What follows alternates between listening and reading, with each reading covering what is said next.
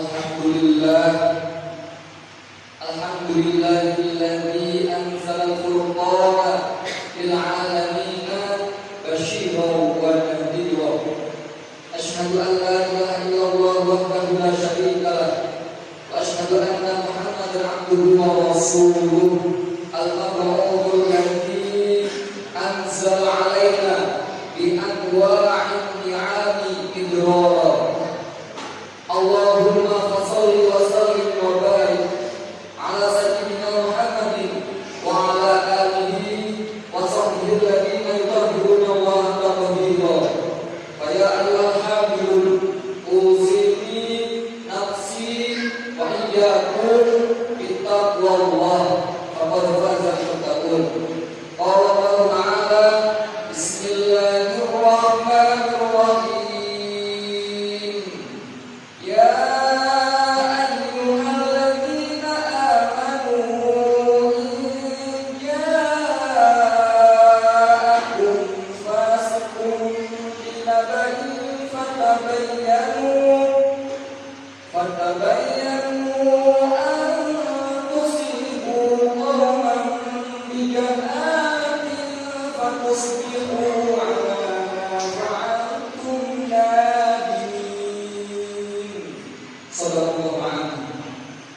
Jemaah rahimahumullah, mari kita senantiasa meningkatkan ketakwaan kita kepada Allah Subhanahu wa taala.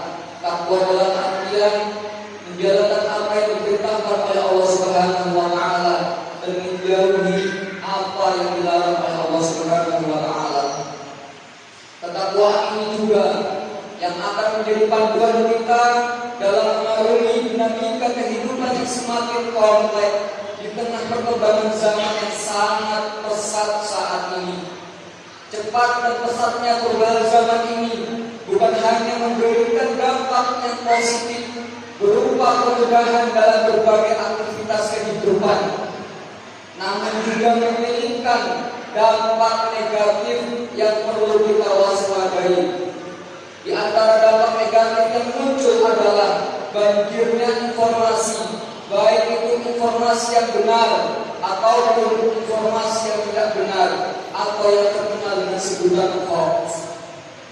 Ma'asyiral muslimin rahimahullah, terkait dengan kehidupan era baru ini, ada hal-hal yang perlu diperdomani agar tidak membawa dampak yang buruk terhadap psikologi dan hubungan kita kepada sesama manusia. Terkait dengan hal ini, Majelis Ulama Indonesia telah menerbitkan Fatwa MUI nomor 24 tahun 2017 tentang hukum dan pedoman bermuamalah melalui media sosial. Fatwa ini sangat penting dan bermanfaat bagi kita untuk menjadi pedoman dan panduan dalam menyikapi derasnya informasi di era media sosial saat ini. Apalagi berbagai hal bisa dengan mudah viral di dunia maya dan diperlukan panduan untuk menyikapinya. Setidaknya ada 5 hal yang perlu kita perhatikan dalam bermedia sosial menurut fatwa MUI ini. Yang pertama, dari dalam Al-Quran dan hadis yang menjadi panduan dalam bermedia sosial. Di antaranya firman Allah Subhanahu wa taala yang memerintahkan pentingnya tabayyun atau klarifikasi ketika memperoleh informasi, yakni pada surah Al-Hujurat ayat 6 yang artinya, hai orang-orang yang beriman, jika datang kepadamu orang yang fasik membawa suatu berita, maka periksalah dengan teliti agar kamu tidak melimpahkan suatu musibah kepada suatu kaum tanpa mengetahui keadaannya yang menyebabkan kamu menyesal atas perbuatan itu. Hadis Nabi Rasulullah SAW yang perlu kita pegang dalam bermedia sosial yang memerintahkan agar kita bertutur kata yang baik. Hadis ini berasal dari Abu Hurairah radhiyallahu anhu, wa man kana yu'minu billahi wal yawmil akhir falyaqul khairan aw liyasmut. yang beriman kepada Allah dan hari akhir, maka hendaknya ia berkata baik atau lebih baik ia diam. Yang kedua, kita harus memperhatikan hal-hal yang diharamkan. Kita diharamkan melakukan ghibah, fitnah, namimah, dan penyebaran kerusuhan, melakukan bullying, ujaran kebencian dan lain-lain. Allah berfirman yang artinya, wahai orang-orang yang beriman, jauhilah banyak prasangka. Sesungguhnya sebagian prasangka itu dosa. Janganlah mencari-cari kesalahan orang lain, dan janganlah ada di antara kamu yang menggunjing sebagian yang lain. Yang ketiga, kita perlu memahami panduan-panduan dalam bermedia sosial. Kita harus menyadari bahwa informasi yang berasal dari media sosial memiliki dua kemungkinan, yakni benar atau salah. Dari dua hal ini harus kita ketahui bahwa yang baik di media sosial belum tentu benar. Yang benar di media sosial belum tentu bermanfaat. Yang bermanfaat di media sosial belum tentu cocok untuk kita sampaikan ke ranah publik. Tidak semua informasi yang benar itu boleh dan pantas kita sebarkan.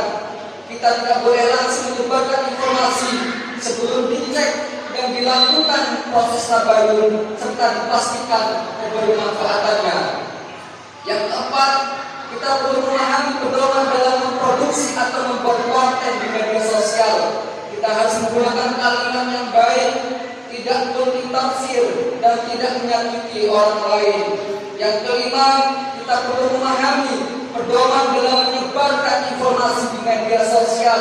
Di antaranya memastikan bahwa yang kita sebarkan adalah benar dari aspek isi, benar dari aspek sumber, waktu dan tempat, latar belakang, serta konteks informasi yang kita sampaikan. Informasi yang kita sebar juga harus bermanfaat, baik bagi kita sebagai penyebar informasi maupun bagi orang atau kelompok yang akan menerima informasi. Jangan dengan mudah kita menyebarkan informasi yang kita dapatkan, karena Rasulullah SAW mengingatkan dalam hadisnya yang artinya cukup seseorang dikatakan dusta jika ia menceritakan segala apa yang ia dengar. Ma'asyiral muslimin rahimakumullah, demikianlah 5 hal yang perlu kita perhatikan dalam bermuamalah di media sosial. Semoga kita senantiasa diberikan petunjuk oleh Allah Subhanahu wa taala untuk mendapatkan kebenaran dan kita dijauhkan oleh Allah Subhanahu wa taala dari segala kebatilan. Amin amin ya rabbal alamin. Barakallahu wa lakum fil Qur'an al-azim wa nafa'ani wa iyyakum bima fihi min al-ayati wa dhikril hakim. Aqulu qawli hadza wa astaghfirullahal azim innahu huwal ghafurur rahim.